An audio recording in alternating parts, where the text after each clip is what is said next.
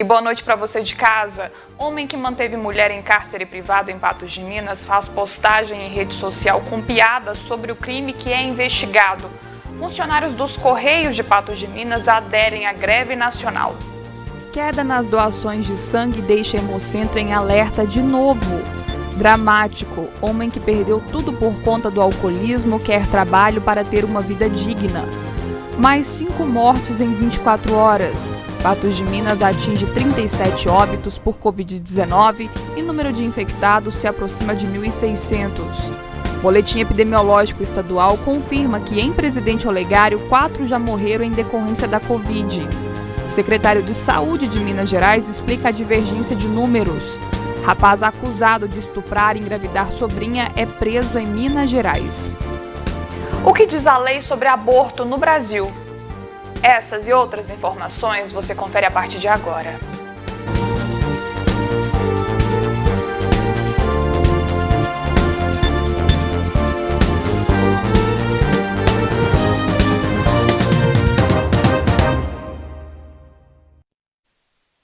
A Polícia Civil está investigando o caso da jovem de 19 anos mantida em cárcere privado em Patos de Minas. O suspeito até fez postagem em rede social ironizando o crime. A vítima, de apenas 19 anos, foi libertada pelos militares na manhã desta última sexta-feira.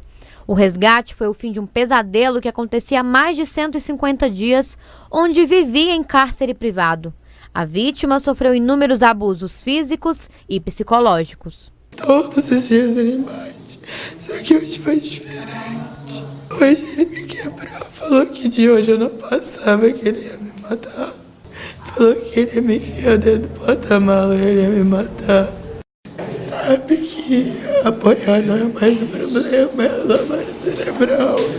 Hoje eu não consegui ouvir uma moto passar. De não conseguir ouvir um carro, de não conseguir dormir, a vontade de morrer. De acordo com o delegado regional de Polícia Civil de Patos de Minas, o suspeito está preso e deverá responder por diversos crimes e que, inclusive, ainda há processo em aberto do crime aplicado pela Lei Maria da Penha. Esse homem continua preso, né? Foi decretada a prisão preventiva dele pelo Poder Judiciário. Ele foi autuado à época por diversos crimes, entre eles o crime de cárcere privado.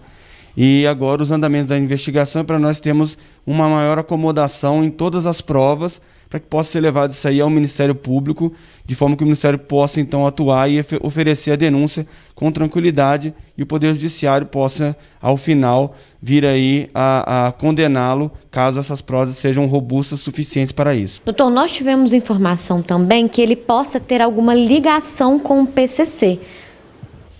Não existe ainda nenhum elemento que comprove esse tipo de procedimento, né? Mas todas as investigações estão abertas para que a gente possa verificar se essa é uma linha viável. De qualquer forma, o crime que ele veio a cometer, ou que pelo menos está sendo investigado do cometimento, é o crime de cárcere privado contra uma mulher, que no caso seria a sua companheira.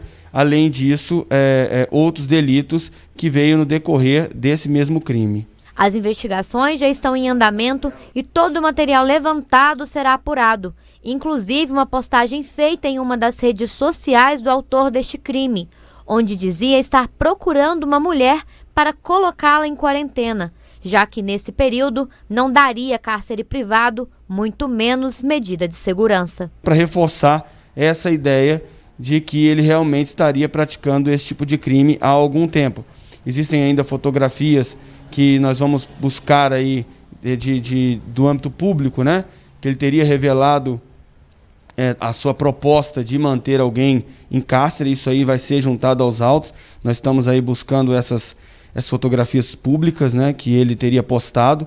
E tudo isso para somar a investigação que está em bom andamento. O delegado destaca ainda a importância de denunciar crimes de violência contra a mulher e que, na maioria dos casos, a vítima não consegue pedir ajuda. Faça essa denúncia, é importante denunciar quando o crime ainda está no início, para que isso não venha a acarretar, como nesse caso, um tempo grande em que o crime estava acontecendo, né, de forma permanente, e a vítima sofrendo permanentemente um constrangimento, uma dor, um sofrimento que não era necessário ela ter. Então a gente tem sempre o papel da sociedade. Em Patos de Minas a gente tem uma sociedade muito pujante na questão do combate à criminalidade, e a gente quer isso, que essa sociedade continue atuando, informando a Polícia Civil, informando a Polícia Militar também, para que a gente possa realmente fazer um bom trabalho. O jovem foi preso nesta terça-feira pela Polícia Militar pelo crime de receptação. Com ele foi apreendida uma bicicleta com registro de furto ocorrido há 6 anos. Durante o patrulhamento pela rua Sergipe, no bairro Cristo Redentor, a Polícia Militar abordou um suspeito transitando pela via com a bicicleta. Na abordagem, foi identificado que a bicicleta era produto de furto, ocorrido no ano de 2014. Durante o patrulhamento preventivo da Polícia Militar, visualizou um indivíduo transitando em uma bicicleta e levando outra bicicleta. Gerou suspeição, que motivou a abordagem. Durante a consulta foi constatado que essa bicicleta que ele estava levando, ela possui um registro de furto no ano de 2014. Nós fizemos um contato com essa vítima, deslocamos até o endereço da vítima. Ela até se mostrou surpresa, porque o fato já tem 6 anos, né? Ela já nem lembrava mais dessa bicicleta, confirmou que realmente a bicicleta foi furtada no ano de 2014, que até entraram na sua residência e furtaram essa bicicleta. Em conversa com os militares, o jovem de 19 anos informou que comprou a bicicleta de outra pessoa no dia anterior por R$130. Nós deslocamos aí até essa senhora para colher as informações e ela, por sua vez, disse que já tem essa bicicleta há aproximadamente 4 ou 5 anos, que adquiriu aí de boa fé de um ex-genro dela. Então a gente percebe que, na verdade, em princípio, todos adquiriram essa bicicleta de boa fé. Mas, né, você está na posse de um bem e adquiri-lo aí em condições que gerem suspeição, né, que você deveria presumir que é produto de crime, em razão da desproporção entre o preço que você pagou e o valor do objeto, você está sujeito a responder pelo crime de receptação. Mesmo sem saber que se tratava de uma bicicleta furtada, o jovem foi conduzido para a delegacia por receptação e o material foi apreendido. Então nós conduzimos o indivíduo por este crime de receptação e fizemos a apreensão da bicicleta, que posteriormente aí será restituída pela Polícia Civil à vítima. Também nesta terça-feira, a Polícia Militar apreendeu uma geladeira que havia sido furtada. Uma pessoa foi conduzida para a delegacia pelo crime de receptação. O suspeito do furto ainda não foi localizado. A Polícia Militar recebeu uma denúncia sobre um furto na Rua 13, no bairro Jardim Quebec.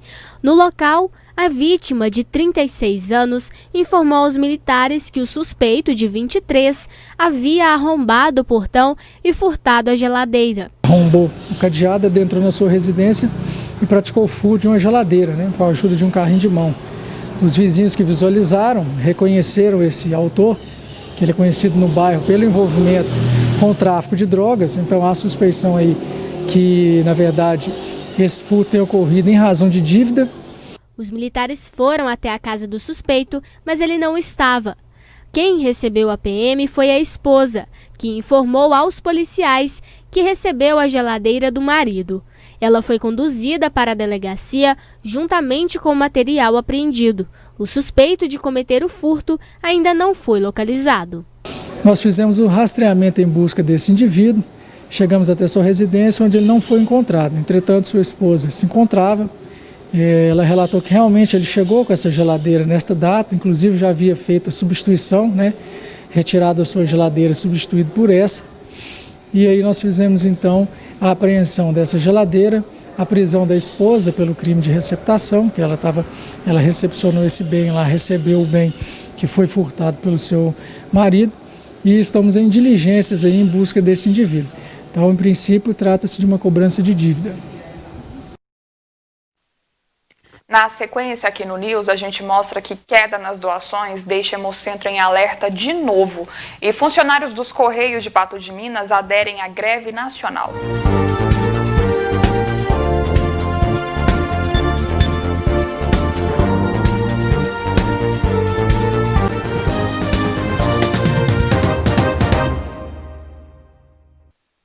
As doações de sangue caíram e o estoque de sangue no Hemocentro de Patos de Minas está pela metade. De novo, o órgão apela para a ajuda de voluntários.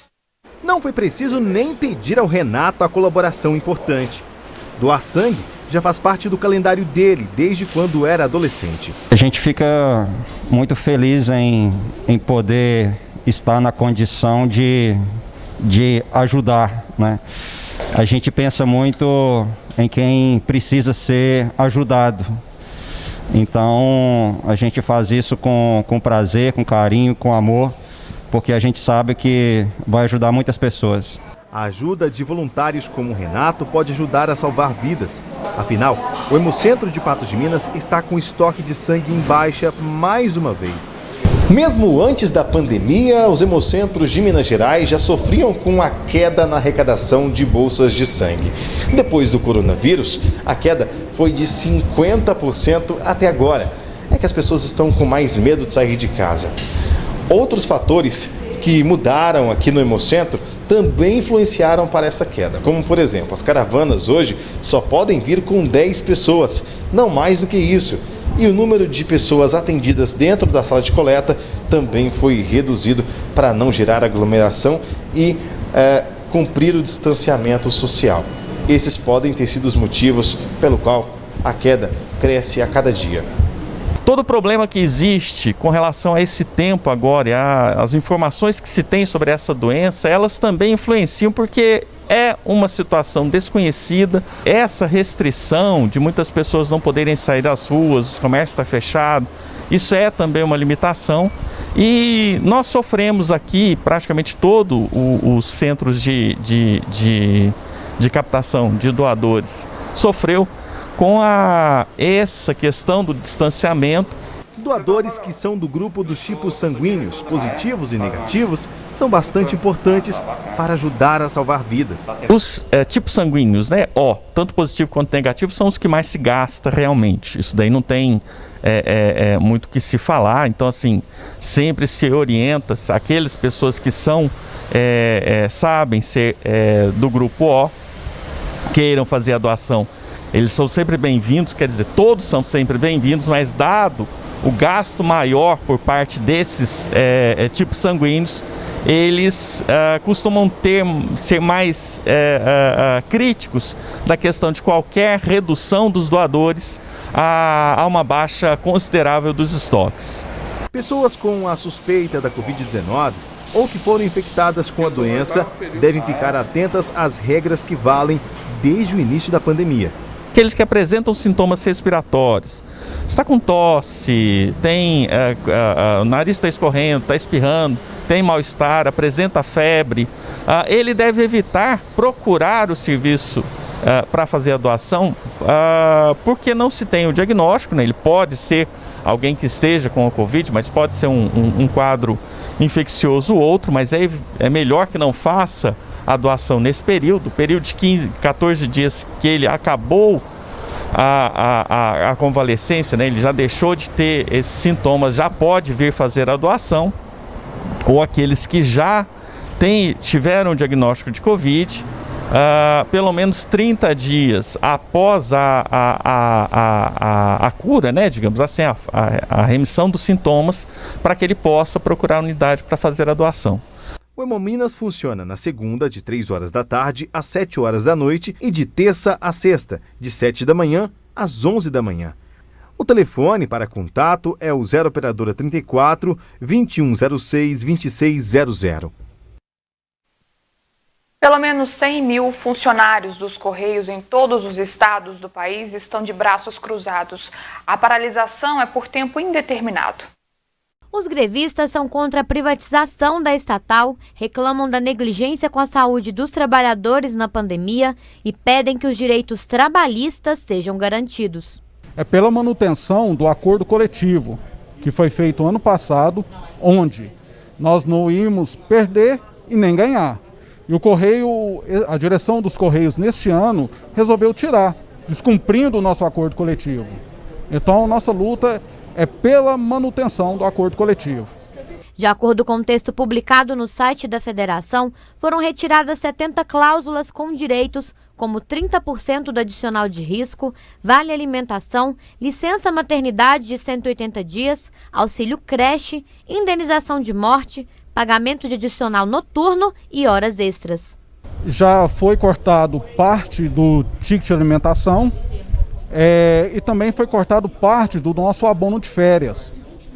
Nós todos aqui somos pais de família, né? O que tem menos tempo de correio aqui tem 8 anos e isso já faz parte do nosso salário, né? E o correio simplesmente está tirando. De acordo com esse funcionário, o lucro da empresa cresceu cerca de 30% durante a pandemia, o que não justifica os cortes. Nós sabemos que durante a pandemia o lucro do correio cresceu. E cresceu em torno de 30% as encomendas. O correio só cresceu e só tende a crescer. E vem com essa palavra, com essa conversinha, não, nós estamos no prejuízo. Não, é mentira. Né? Eles estão querendo fazer o funcionário de bobo. E nós não somos bobos. A greve, que começou na noite desta segunda-feira, será mantida até que um acordo seja feito com os trabalhadores. Estamos em greve em tempo indeterminado até a direção do Correio se manifestar ao nosso favor. É o que nós queremos, nós estamos lutando, né, para manter os direitos conquistados durante o ano, né, e tentar prosseguir. Em nota, os Correios informaram ter um plano de continuidade de negócios para manter o atendimento à população em qualquer situação adversa. A estatal informou que o objetivo primordial é cuidar da sustentabilidade financeira da empresa, de forma a retomar a capacidade de investimento e sua estabilidade e manter os empregos dos funcionários. Já já, a Igreja São João Batista recebe imagem de Nossa Senhora da Abadia de Romaria. É a história do homem que perdeu tudo por conta do alcoolismo e pede ajuda para voltar a ter uma vida digna.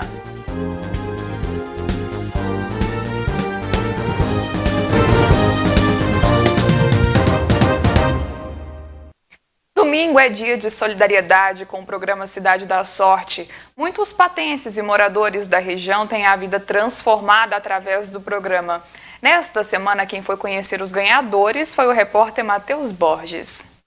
É isso aí, mais um dia de conhecermos os contemplados do Cidade da Sorte aqui em Patos de Minas e também em nossa região. No primeiro prêmio nós trouxemos R$1.000 e o sortudo já está aqui do meu lado. Carlos, como que você ficou sabendo que tinha ganhado? Através do meu filho, que eu não estava corrigindo no momento. E sempre eu corrijo, né? E nessa hora eu esqueci do horário e passou do horário. Aí o meu filho, que também ajuda a Tuca, ele me ligou e falou: pai, o senhor ganhou os R$1.000 no primeiro prêmio. Eu falei: não é possível. Aí pulei de alegria, graças a Deus. E no segundo prêmio, a colaboradora Pé Quente foi a Vaíra. Ela que vendeu o segundo prêmio, R$2.000, para o Wellington Luiz Rocha. Ele achou mais bom e ele nem acreditou, né? Aí agora é comprar e acreditar, né? Que ganha mesmo. E no terceiro prêmio, R$3.000. A sortuda, a Maria Lucas dos Seis Santos, do bairro Jardim Esperança, que ganhou na Quitandas. Eu vou comprar todo final de semana, toda semana agora. Para ganhar sempre. Eu vou ver, né? Se eu ganhar, bem. Mas mesmo assim eu vou comprar assim mesmo. De qualquer forma, tá ajudando a Casa da Acolhida. Isso mesmo. Exatamente. E eu digo para todas as pessoas comprar, que vale a pena. E no quarto prêmio, uma Honda CG 160 Start no valor de R$10.000. E quem ganhou foi o Heraldo Machado Pacheco, do bairro Vila Rosa. No momento eu achei que era mentira, né? Como você vai no domingo, entendeu? Você ganhar 10 mil contas assim, de uma hora para outra, mas depois a ficha foi caindo, eu liguei e falou: não é verdade? Vai continuar adquirindo? Não, com certeza.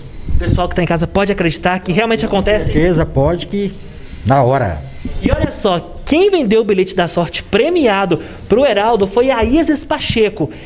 Isis, para você, qual que é a importância do Cidade da Sorte na sua vida? Assim, eu acho muito importante, porque além de muitas pessoas ganhar com a gente leva sorriso para crianças, para famílias que precisam. Vai continuar distribuindo, levando a sorte para os patenses? Com certeza.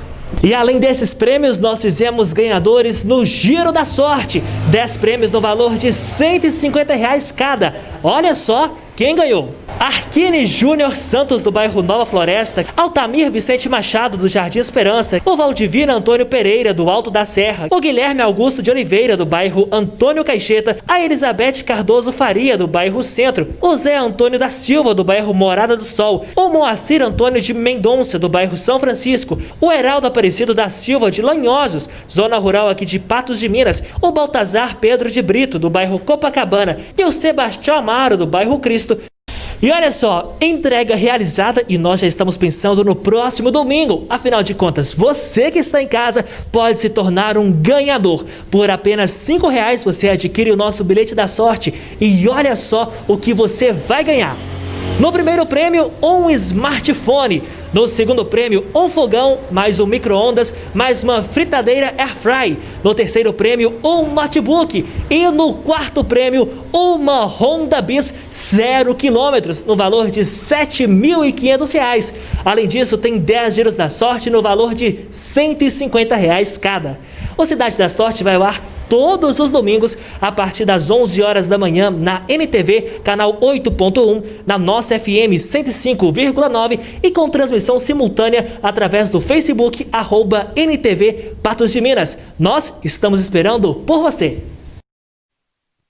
Sem a festa de Nossa Senhora da Abadia, em Romaria, a imagem da santa tem sido levada para igrejas na região. A igreja de São João Batista, que fica no bairro Sebastião Amorim, em Patos de Minas, recebeu a imagem nesta terça-feira. Quem quiser fazer a visitação deve fazer o agendamento. Na manhã dessa terça-feira, os fiéis celebravam a chegada da santa até a paróquia de São João Batista, que fica no bairro Sebastião Amorim, em Patos de Minas. Para os católicos, a santa, que é padroeira de Romaria, tem um grande significado de fé através do amor dela para com Jesus. Nossa Senhora é uma só, é a mãe de Deus e nossa. Só que Nossa Senhora tem diversos títulos. Uma das formas mais fáceis da gente entender é como se a gente fosse no guarda-roupa e vestíssemos uma roupa. Aquela roupa nos caracteriza, nos mostra quem somos, assim é Nossa Senhora. Os títulos dela é uma forma de mostrar quem ela é. Nossa Senhora da Abadia é a Nossa Senhora que foi elevada pela glória de Deus aos céus. E ela tem para nós um sentido muito bonito. É a mãe que vai à casa do Pai. Por isso o título de Abadia, Abá Pai, a mãe que vai à casa do Pai. E Nossa Senhora traz esse título para nos lembrar que também como ela foi à casa do Pai, assim também nós somos chamados, pela nossa santidade de vida do dia a dia, a buscar também a santidade para irmos à casa do Pai. No dia 15 foi comemorado o dia de Nossa Senhora da Abadia. Essa imagem fica na cidade de Romaria. E do dia 1º até o dia 15 é feita uma festa em louvor à santa. Só que com a pandemia, essa festa ela não aconteceu, apenas online, e a imagem então ficou em Romaria até o dia 15. Porém, muitos fiéis que saíam de Patos de Minas para adorar a imagem na cidade de Romaria ficaram impossibilitados. Daí que o padre viu uma solução. Trouxe a imagem e ela está aqui nesta igreja, no bairro Sebastião Amorim, em Patos de Minas. Ficará aqui até o final do mês. Sabendo do carinho, do amor do nosso povo aqui de Patos de Minas, entrei em contato com o Padre Márcio, que é o reitor do Santuário Basílica, e ele nos cedeu com um grande carinho por alguns dias para que a imagem pudesse permanecer aqui em nossa paróquia para a veneração, a oração dos nossos fiéis. Então, de hoje, dia 18, até o próximo dia 30, a imagem permanecerá aqui conosco.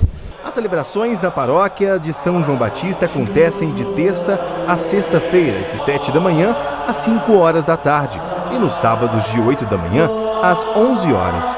Para assistir às missas, é necessário agendar antes. Preciso observarmos o distanciamento social, evitar tocar na imagem, evitar ficar muito próximos uns dos outros. E para as celebrações, que eu sei que muita gente gostaria de vir celebrar uma missa, contemplando e pedindo a Nossa Senhora da Abadia, aqui na paróquia nós pedimos que procure o escritório paroquial, faça sua reserva, porque temos número limitados de pessoas para poderem participar. Nossa capacidade, de acordo com o município, é de 30%. Por isso, procure o nosso escritório ao lado da Igreja São João Batista, na Avenida Afonso Queiroz, e que Nossa Senhora possa nos abençoar, nos mostrar como viver esse tempo de pandemia, sobre a sua proteção, sobre o seu amor, e que possamos, mesmo em distanciamento, estarmos próximos da Mãe de Deus e nossa, a Virgem da Abadia. Você vai conhecer agora a história do seu Divino. Por conta do alcoolismo, ele perdeu tudo. Hoje ele mora na rua, mas quer a oportunidade de ter uma vida digna. Este é o Senhor Divino, 53 anos, pai de 3 filhos, natural de Presidente Olegário, mas foi criado em Patos de Minas. Ao longo destes anos, o homem desempenhou diversas funções. Eu trabalhei de pedreiro, né? Trabalhei em vários lugares aqui já. Na questão de construção civil, uma dessa parte, eu faço um pouquinho, sabe? Só que nos últimos anos, ele perdeu tudo. Família, moradia. Isso por causa do vício por bebida alcoólica. Tem 3 filhos, tem 2 meninas. Graças a Deus já tá tudo encaminhado já. Agora o meu moleque, ele fica com a mãe dele, né? Mora lá, é pintor também, tá... Eles não precisam de mim não, mais fácil eu precisar deles, só porque eu não... Sim, a gente não aproxima muito para não atrapalhar, né? Hoje, Divino mora neste lugar, onde funcionava um bar. Sua cama é o chão. Para tentar tirar um pouco da friagem, um improviso, papelão e cobertor. A alimentação é feita neste fogão improvisado e a água do banho é guardada nessas garrafas PET. Eu espero o movimento passar, né? Porque quando os carros passam, aí bate o farol aqui e a gente, né? Aí eu desço na escadinha ali, tem um porão ali, a gente joga. Não um banho não, mas dá pra tirar o suor, né? Dá pra... E pra comer? Pra comer no almoço, aqueles meninos ali do centro ali sempre me ajudam, sempre me dão almoço, você entendeu? Aquela padaria ali, também as meninas me chamam, vem cá, toma um cafezinho e tal, até as me trouxeram uns biscoitinhos, mandam uns biscoitinhos pra mim, um cafezinho, e vai levando. A história do homem chegou até o Lucas, que faz parte de um grupo que ajuda pessoas em Patos de Minas. Foram doadas máscaras, roupas e alimentos. Graças ao grupo a gente ficou sabendo do Seu Divino e graças às doações a gente consegue ajudar essas pessoas. Já foi 1 tonelada, eu acho assim, é muito pouco pela população tão grande que a gente é e o trabalho tão simples. Eu acho que cada um arrecadasse 1 quilo de alimento, doasse 1 quilo de alimento, a gente tem 100 toneladas por mês, por exemplo, ou para mais, porque Patos de Minas é uma cidade muito grande. Paulo, que faz parte do mesmo grupo, quis ajudar com doações e também foi até a Assistência Social de Patos de Minas pedir moradia para o Divino. Mas ao chegar lá, uma surpresa. Que foi no passado, a prefeitura não tem mais abrigo, não tem mais a Casa da Acolhida, tá para reforma, não tem previsão. Eles não fazem visita à noite, e ele fica aqui só à noite, porque até no relato dele, né, ele trabalha durante o dia. E eles não entram aqui porque aqui eles falaram que aqui é privado. Para mim não é privado porque está aberto, né? Mas enfim. Então, como o Estado não tem recurso para poder atender ele, né, na necessidade dele, a gente vai atender. O pedido do Senhor Divino, entre tantas necessidades, é de que alguém possa dar a ele um emprego. Falei, preciso de tudo, preciso de roupa, preciso de comida, mas o mais importante que eu mais queria, que eu peço a Deus todos os dias, é um emprego, mas sim, um emprego belezinha de carro. Pode ser o mínimo do mínimo, não precisa ser na minha área de construção civil, pode ser qualquer coisa, mas desde que seja uma carteira assinada, uma coisa assim, que eu já tenho 53 anos, né, então a gente tem que ver a previdência social, né, a gente não sabe. Hoje eu ainda consigo fazer alguma coisa, ainda ter um pouquinho de saúde, né? Mas amanhã, né? A gente vai ficando mais velho, a saúde cada dia vai diminuindo mais, né? Então, para mim, o mais importante de tudo, acima do alimento, acima da moradia, né? Era um emprego mesmo, sabe? Quem puder ajudar o Seu Divino pode ligar para o 34 99995 7006. Repetindo, 99995 7006. Falar com Paulo. A seguir, os números da Covid-19 na região. Mais 5 mortes em 24 horas. Patos de Minas atinge 37 óbitos por Covid-19 e o número de infectados se aproxima de 1.600. A Secretaria de Saúde de Minas Gerais explica a divergência de números.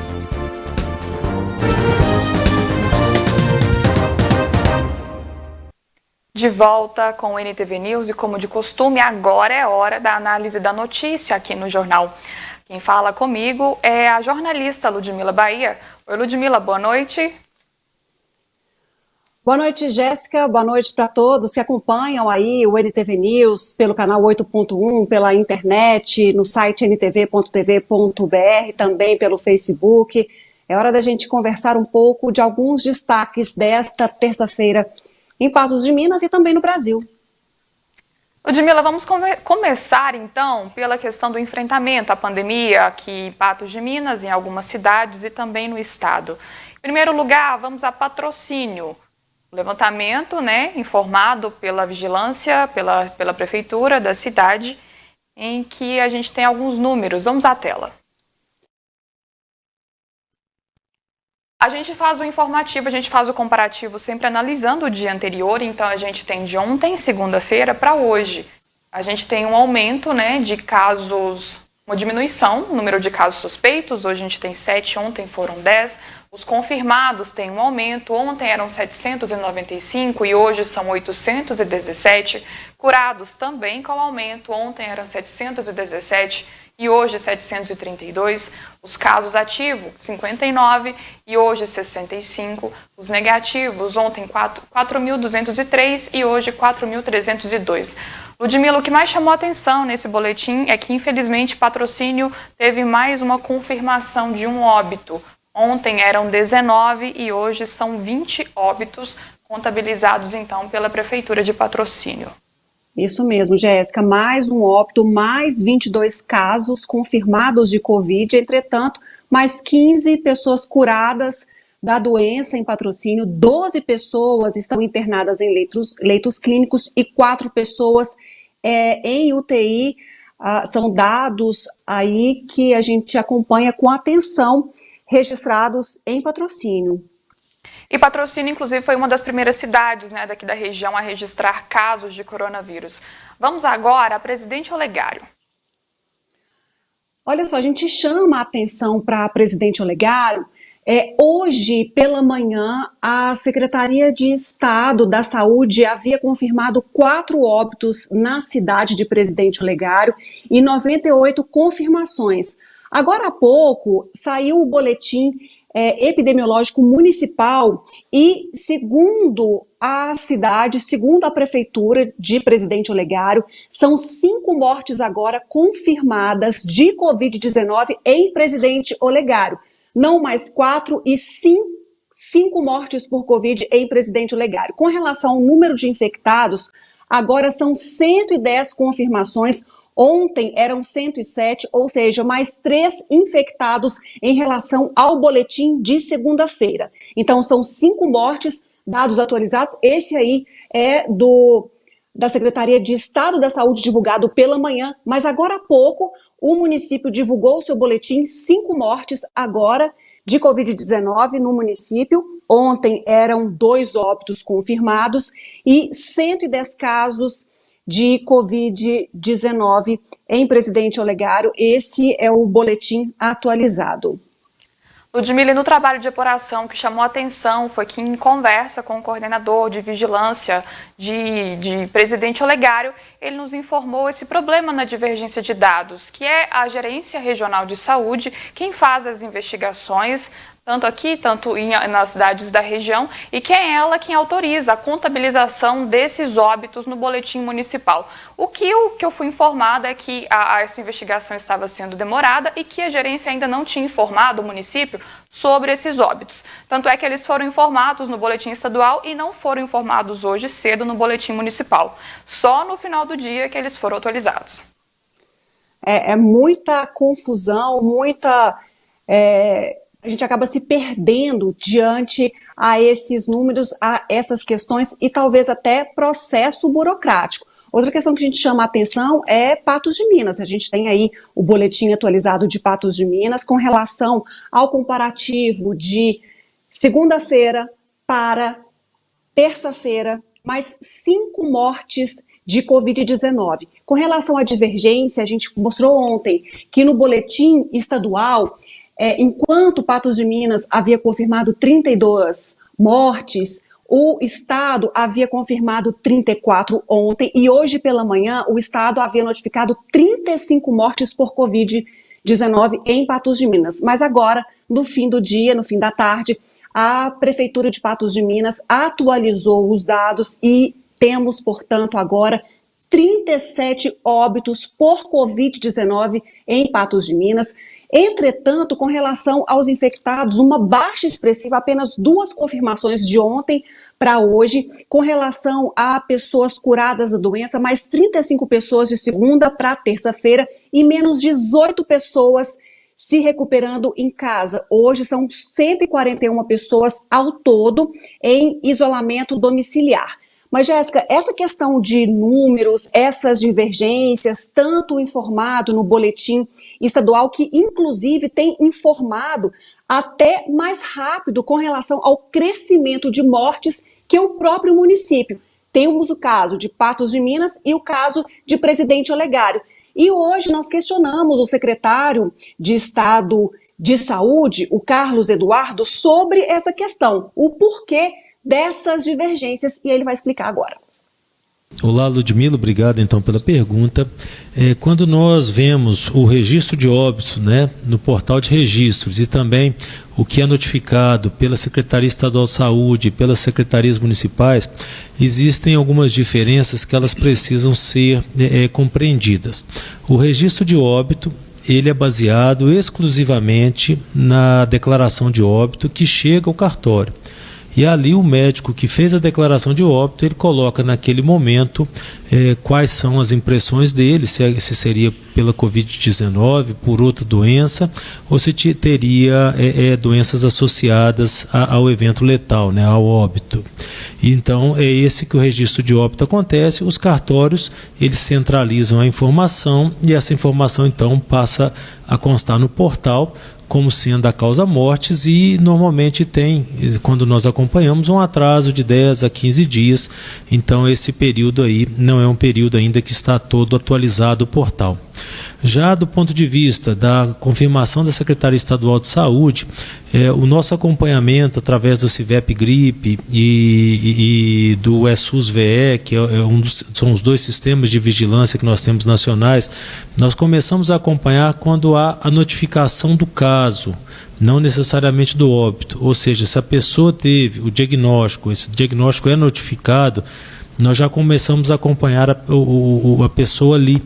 E desde então a gente passa a ter acessos que são a dados epidemiológicos, o sexo, a idade, as doenças associadas, né? E nós, através desse acompanhamento, seguimos de uma forma geral o que está acontecendo com a pessoa durante a doença dela, e se porventura ela for a óbito, nós também temos o fechamento do nosso sistema. Assim que é feito o fechamento desse sistema, o Estado ele é comunicado e passa a consolidar os dados. Então, Ludmila, pelo que o secretário disse, há formas diferentes de investigar, né? Às vezes o caso está sendo investigado desde o início, às vezes a morte só vai ser testada após o óbito mesmo, né? Então, são situações diferentes, o que deixa ainda mais difícil para a gente encarar esses dados por aqui. E para os municípios também apurarem isso. E entender isso tudo, porque às vezes é o município que abastece, às vezes sai a informação do cartório e por aí segue com relação a esses compilados, com relação à Covid-19, que acaba gerando essa divergência nos dados do município para com os dados do Estado. É diferente a forma como são informados os óbitos, assim como são diferentes as formas que são informadas as novas confirmações de Covid-19 e até mesmo, Jéssica, é diferente a forma como é informada a taxa de ocupação hospitalar, que a gente vai colocar aí na tela, porque esses dados de taxa de ocupação são abastecidos pelos próprios hospitais. Automaticamente, os hospitais colocam os dados no sistema e aí a prefeitura informa desta maneira como estamos vendo agora. Mas o que chama a atenção aí é uma queda com relação à ocupação, principalmente de leitos de UTI. Mas olha que Patos de Minas mantém o número de pessoas internadas, o que vai modificar com relação a essa taxa que a gente vê aí em percentual, porque soma também a questão de pacientes vindos de fora.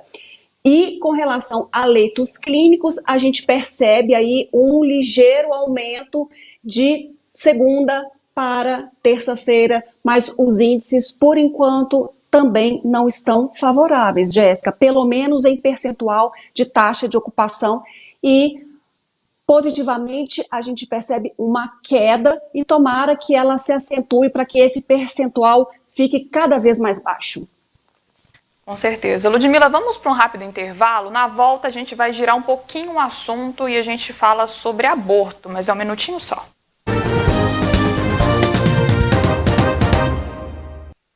Estamos de volta com a análise da notícia aqui no NTV News. Quem volta comigo agora é a jornalista Ludmila Bahia e a gente recebe também a doutora Simone Letícia, que é advogada e estudiosa em direito à saúde. Boa noite, doutora, tudo bem?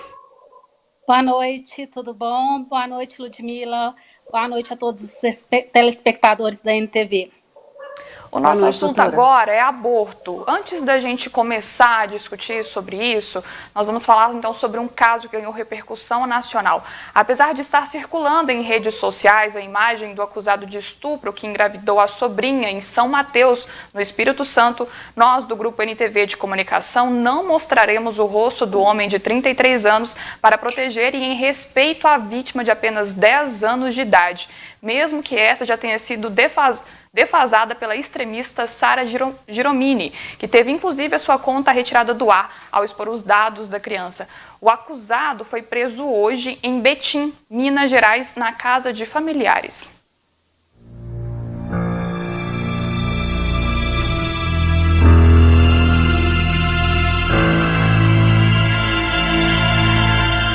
Antes de se entregar à polícia, o homem gravou um vídeo. Se entregando por policial Cláudio, de São Mateus, para que ele possa estar vindo me levar até a delegacia. Então só saio daqui com ele. Então é na mão dele que eu tô saindo daqui, esperando ele. Se encontra aqui em Belo Horizonte, em Betim, e espero que dê tudo certo. O homem já cumpriu pena por tráfico de drogas, associação criminosa e posse ilegal de arma. Esse indivíduo tem um histórico na criminalidade, preso em 2010 por tráfico de entorpecentes, associação ao tráfico de entorpecentes, posse ilegal de arma de fogo. Em 2014, ele é posto em liberdade por essa famigerada saidinha que beneficiou a soltura dele, ele não retorna aos presídios. Em 2015, ele é recapturado, é preso novamente, e em 2018, então, ele sai de alvará. A criança de 10 anos que teve a gravidez interrompida em outro estado, Recife, em Pernambuco, vive em uma família simples e problemática. O histórico dessa criança é um histórico de muita dificuldade social. A mãe, o histórico de ser andarilha do interior do estado, a mãe falecida, o pai preso, é criada pela avó e pelo avô, que são pessoas humildes, vivem da questão de ambulante na praia de Turiri, especificamente vendendo coco, e nesse ambiente é que se encontrava esse indivíduo. O homem foi levado para o Espírito Santo. A segurança pública cumprindo a sua missão principal, que é colocar esse monstro atrás das jaulas. Cometido esse crime, está definido que é um monstro que não merece viver no seio da sociedade. E aí, mais uma vez, é importante que esse indivíduo fique preso, que ele cumpra a sua pena agora por essas barbaridades cometidas contra uma criança de 10 anos. É um estupro deliberado, é crime hediondo, né? Está tipificado no artigo 217, A do Código Penal, ainda tem a qualificadora dele ser tio, e ainda tem um aumento da pena em razão de ter resultado da gravidez. Então, esperamos que ele tenha a pena máxima e que cumpra o que ele praticou. Sobre a exposição da identidade da criança, a Polícia Civil do Espírito Santo já investiga e os responsáveis serão responsabilizados. As informações foram postadas indevidamente nas redes sociais. Eu já designei o delegado de crimes cibernéticos para que apure todas essas questões, e se o crime foi consumado aqui, será feito. Se for consumado em outro estado, ele vai encaminhar para outro estado. Enfim, já determinei e já está trabalhando neste caso. Esse é o nosso assunto agora, e Ludmila, passo a palavra a você. Analisando, inclusive, essa última fala do delegado, Simone, quando ele fala da responsabilidade com relação à divulgação dos dados dessa criança de 10 anos de idade por uma extremista, né? Ele não nominou a Sara Giromini, mas foi ela quem divulgou amplamente, e lógico, outras pessoas acabaram replicando essa divulgação. E o que diz o ECA, o Estatuto da Criança e Adolescente, sobre essa exposição e dessa forma, Simone? Ludmila, o ECA, ele é muito claro, né? O Estatuto da Criança e Adolescente, ele busca a proteção da criança e do adolescente, né? E o direito à preservação da imagem e da identidade da criança é uma questão muito séria. O artigo 17 do ECA, ele trata o direito à inviolabilidade da integridade física, psíquica e moral da criança e do adolescente, inclusive abrangendo a preservação da imagem, né? Isso é um crime muito sério. Eu acredito que a Sarah Winters cometeu um crime, que ela pode responder criminalmente por isso. Não sou penalista, mas acredito que ela vai responder por isso, inclusive pela questão da incitação ao ódio. Isso é uma questão muito séria. Simone, até evocando de novo o ECA, a legislação penal aí, mas o acusado, o suspeito ainda do estupro, disse que eles tinham um relacionamento. A criança e ele, o tio, tinham um relacionamento e que as relações sexuais tinham consentimento dela. Essa fala foi dita a um dos delegados que acompanha o caso. E legislativamente, né? Como é que a gente avalia essa fala? Essa criança, essa menina de 10 anos, responde pelos seus atos? Claro que não. É apenas uma criança de 10 anos. Tanto que, se nós formos analisar a questão do aborto no Brasil, o Brasil ele não tem uma lei que permite o aborto. Ele tem apenas aquelas exceções previstas no Código Penal.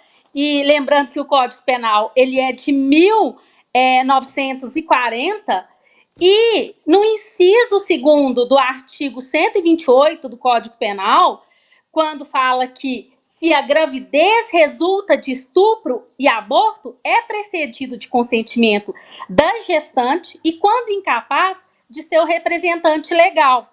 Então, observe, se é óbvio, se no caso do aborto ela precisa do consentimento, uma criança de 10 anos, ela não tem a noção do que pode e do que não pode em matéria dessa limitação aí, não. Então, assim, realmente, isso que ele está falando não tem fundamentação legal nenhuma. E eu ressalto o seguinte, o aborto, ele é um dos assuntos mais controversos do mundo, não é do Brasil não, é do mundo. A questão é saber se o aborto ele é enfrentado por uma política criminal, por uma política que criminaliza e que impede que as pessoas realizem tal prática, ou por uma questão de saúde pública. Se for por uma questão de saúde pública, o Estado tem que custear o tratamento antes o procedimento do aborto e também o procedimento pós-aborto. Até mesmo que, no caso dessa criança, ela precisa de um acompanhamento psicológico. Nos Estados Unidos, por exemplo, adota-se como saúde pública. Aqui no Brasil, o aborto ele é tratado como uma política criminal. Contudo, o caso específico dessa criança de 10 anos, ele não se insere nessa política criminal. Ele é reconhecido como uma possibilidade, inclusive, de realização terapêutica. Então, nesse caso aí, é sim uma questão de saúde pública. E como estudiosa de saúde pública, eu não poderia aceitar o que esse sujeito está falando em hipótese nenhuma. Pois é, aí o que diz exatamente a legislação brasileira quando é permitido a realização de um aborto, quando é que a vítima decide, ela tem esse poder de decisão na interrupção de uma gestação, Simone? Repete, por favor, a pergunta. Deixa eu ouvir. Simone? Repete a pergunta, por favor, eu não te ouvi. Quanto no Brasil? Isso. O que diz exatamente a legislação brasileira sobre essa questão do aborto? Quando é que a vítima, a partir de que idade, ela decide pela interrupção, em que casos são permitidos, e a partir do momento em que a vítima decide que ela quer e deseja interromper essa gestação? Ludmila, a gente teve um probleminha com a ligação, em contato com a Simone. A gente vai para o intervalo, daqui a pouquinho a gente volta falando sobre esse assunto. Vamos continuar aqui nós duas? Vamos continuar nós duas aqui. Eu quero saber se tem imagens da Maria Eduarda. Daqui a pouquinho a gente volta com a Simone para a gente terminar esse bate-papo. Tem imagens da Maria Eduarda aí já no nosso master? Pois é. A Maria Eduarda, Jéssica, nós mostramos hoje às 11h30, no 30 minutos, o Gui Boaventura também falou no programa, mostramos o caso dessa jovem que completa 19 anos amanhã. E aí foi um drama muito grande dos familiares, de voluntários, na luta pela vida da Maria Eduarda. Ela esteve internada na UPA durante 20 dias. Nesses 20 dias ela emagreceu 20 quilos, ela acabou tendo outros problemas do que quando entrou na unidade à procura de tratamento. Ela acabou adquirindo uma bactéria e por isso essa consequência, todos esses desdobramentos em relação à saúde da Maria Eduarda, que ficou cada vez mais debilitada, e a família ficou desesperada, os voluntários também, na busca de uma vaga em hospital especializado para o tratamento dela. Essa jovem tem pneumonia aspirativa e a família desesperada vendo dia a dia a saúde dela ficar cada dia mais debilitada. Só que depois que essa reportagem foi ao ar, Jéssica, depois que a gente colocou ela no 30 minutos, que colocamos ela na sequência no Gui Boaventura, a Maria Eduarda conseguiu uma vaga de UTI no Agarrad, para que ela possa, então, ter um tratamento mais próximo, para que ela possa ter um diagnóstico maior com relação à sua saúde, porque, segundo a família, o quadro realmente se agravou durante esses 20 dias e a perda acelerada de peso nesse período. Então, hoje, à tarde, em contato com a família, eles disseram à nossa produção que a Maria Eduarda conseguiu essa vaga de transferência, ela está internada no Agarrad, no Hospital Antônio Dias, em Patos de Minas, e nesse momento passa por um check-up detalhado para que a equipe médica faça um diagnóstico ainda mais preciso do que exatamente a Maria Eduarda tem, mas está lá, saiu a vaga para ela na UTI para que ela seja acompanhada. Uma notícia que tem um sabor de vitória muito grande para essa família, que externou uma gratidão enorme por todas as pessoas que torceram, que rezaram, que estão juntos com esse caso dessa jovem que comoveu muitas pessoas. Que bom, a gente fica torcendo pela recuperação dela. E a Simone Ludmila está de volta com a gente. Simone, vou repetir a pergunta da Ludmila, porque às vezes pode não ter ficado claro, como a gente teve uma interferência, mas a pergunta foi sobre o que diz a legislação brasileira sobre o aborto no Brasil, em que caso ele pode ser feito e quais são as especificações. Pois bem, de acordo com o Ministério da Saúde, o aborto ele é a interrupção de gestação antes do feto atingir a sua viabilidade, ou seja, antes da 20ª ou 22ª semana de gestação, e com o feto com peso inferior a 500 gramas. Isso são as normas do Ministério da Saúde. Como eu disse anteriormente, não existe uma lei que trate da questão do aborto. Ainda não há lei específica. Nós rezamos para que, a partir de agora, os nossos legisladores, né, se empenhem nessa questão. Já existe projetos de lei que não andam, que não caminham nunca, mas existe também uma ação tramitando no Supremo Tribunal Federal. A nossa esperança é que o Supremo Tribunal Federal, mais uma vez, venha resolver tal problemática. Por quê? O Código Penal, no seu artigo 128, ele trata do aborto necessário e do aborto no caso de estupro. Então, o Código Penal trata dessas duas questões. O aborto necessário é se não há outro meio de salvar a vida da gestante. É quando a gestante ela corre o risco de vida. E, no inciso 2º, fala se essa gravidez resulta de estupro. Então, são os dois casos que o Código Penal traz. E, em 2012, o Supremo Tribunal Federal estabeleceu que é permitido interromper a gestação de feto anencefalo, ou seja, feto que não possui. Então, são essas 3 questões traçadas aí no nosso ordenamento jurídico. E a problemática maior que ocorreu com essa criança essa questão em relação ao Ministério da Saúde. Por quê? Ela já estava com 22 semanas e o feto estava com 537 gramas. Vejam bem, se trata de uma criança de 10 anos, mas, segundo os médicos que atenderam essa criança do Hospital Universitário no estado do Espírito Santo, segundo eles, vejam bem, a criança, apesar de ter diabetes, ela não estava com risco de vida. Ela estava com a saúde controlada. Essa foi a fundamentação que esses médicos deram para se recusar a efetuar o aborto dessa criança de 10 anos. Então, o fundamento foi exatamente as normas traçadas pelo Ministério da Saúde.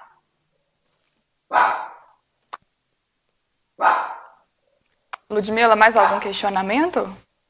Bom, nosso tempo acabou, mas só para a gente fechar e até entender essa questão aí, por que essa criança teve que ser deslocada a outro estado, Simone, para que fosse interrompida a gestação? Ótima pergunta, Ludmila. A questão é o seguinte, o estado em que essa criança foi, precisamente a cidade de Recife, esse hospital universitário de Recife, ele é uma referência em matéria de pesquisa, né, e realização de aborto judicial. Nesse caso, depois de muitas tentativas, conseguiu-se, né, que a criança efetuasse, né, via judicial esse aborto nesse hospital. Com isso, a criança teve que deslocar do Espírito Santo para conseguir o procedimento que foi efetuado via judicial em um dos hospitais que é referência na área. Pena disso tudo, acho que não precisava chegar onde chegou, foi de, infelizmente, descobrirem onde que a criança estava efetuando tal procedimento, né? E ter aquela situação que nós sabemos, verificamos através do noticiário, né? O que se deu. Os protestos e tudo mais. Exatamente. Eu torço muito, porque existe uma ação que pede a descriminalização, é até difícil de falar, né? Descriminalização do aborto, que está na fila do Supremo Tribunal Federal para ser julgada. Ressalto que não existe uma previsão de julgamento, mas eu tenho fé que, mais uma vez, o Supremo Tribunal Federal, como já resolveu questões tão fundamentais como questões inerentes à saúde, medicamento de alto custo, questões relacionadas à doação a doação por homossexuais, doação de sangue, eu acredito que o STF vai solucionar essa questão, que essa questão ela demanda muita urgência, mas muita urgência. E, por fim, eu finalizo destacando o seguinte: a mulher deve decidir se isso é possível ou não. A mulher deveria decidir sobre o aborto, não o Estado, o vizinho, o ciclano, o beltrano. O aborto deve ser feito sob a convicção da mulher, não sob a minha convicção, sob a convicção do médico. Cada mulher tem que tomar a decisão por ela mesma. E no caso de, infelizmente, uma criança, né, um incapaz, a sua família. Com certeza, e assim a gente espera por essa notícia o quanto antes, viu, Simone? Se Deus quiser. Doutora, muito obrigada pelas informações, pela participação no NTV News. Eu que agradeço mais uma vez. Muito obrigada. Ludmila, é assunto sério encerrando hoje o jornal, né? Pois é, assunto sério que merece sempre ser discutido, ainda mais com essa volumetria toda desse caso que levou terror a muitas pessoas, né? Bom, mas a gente se despede por aqui. Muito obrigada, Jéssica, pela companhia hoje, todo mundo de casa. A gente volta amanhã com muito mais. Beijo, até lá. Obrigada tchau, e boa tchau. noite. E muito obrigada também a você que acompanhou a edição de hoje do NTV News. Não se esqueça que mais informações você confere também pelo portal Pato Já. Eu fico por aqui, mas volto amanhã às 19 horas e te aguardo. Boa noite.